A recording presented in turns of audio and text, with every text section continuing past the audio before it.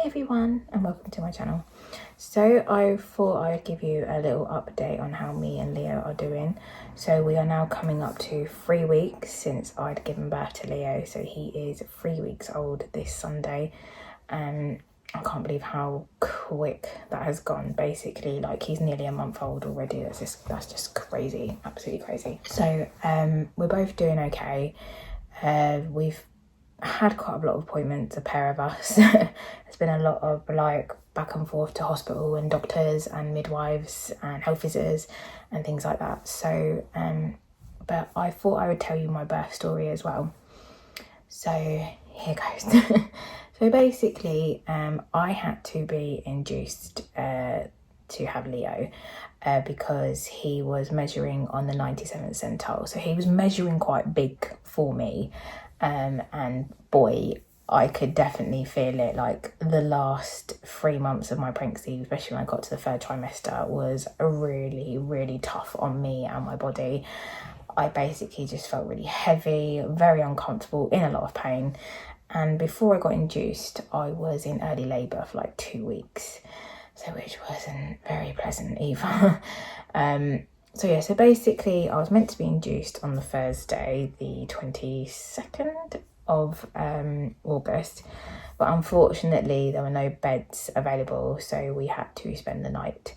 So we spent 4 nights in hospital before I was induced. Luckily enough, all they had to do was break my waters. I didn't have to have the pessary or the gel to help soften my cervix, so sorry for the gory details. So on the 25th of August, I was sent down at 5 o'clock in the morning on a Sunday morning to have my waters broken.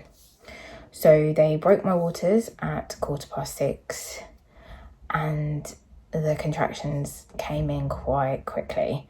I was then put on a course of antibiotics because I had group strep B, so it was to help prevent an infection to the baby or the baby to get poorly. And then at about 9:30 they gave me an epidural. Now the contractions were coming in quite quick at this point. They were coming like every 5 minutes, so weren't really getting much of a break. And then it all went from there, basically. I could feel like I wanted to push at some point. I got to like 8-9 centimetres dilated quite quickly. So basically, I gave birth to Leo within 6 hours. Now, it was very traumatic when it came to him being born. When his head came out, his shoulders got stuck. So the next minute, all these doctors and midwives and nurses all came in at once to quickly get Leo out. I'm not gonna lie, it was a very traumatic experience, a traumatic birth, because for them to get Leo out quickly, they had to press on my stomach, and it wasn't pleasant. It was very uncomfortable. I did scream in pain. Because of the way they were putting all the pressure on my stomach to get him out as quickly as possible. So they managed to get Leo out, and all I remember was that he was on my chest and he seemed quite lifeless, and I didn't hear him cry or anything. I couldn't even find my husband, didn't know where he was. Mark stepped out the room just for a bit so that everybody could get in. He kind of felt like he was in the way, and also he did feel quite overwhelmed, and also he was worried about Leo because Leo wasn't breathing. He looked quite lifeless, and we both thought he had died. So he was put on an oxygen mask. So luckily they brought him back. He started breathing, but the other downside to it was that unfortunately they had to break the top part of his arm to get him out, because his right arm was stuck behind his back as I was giving birth to him.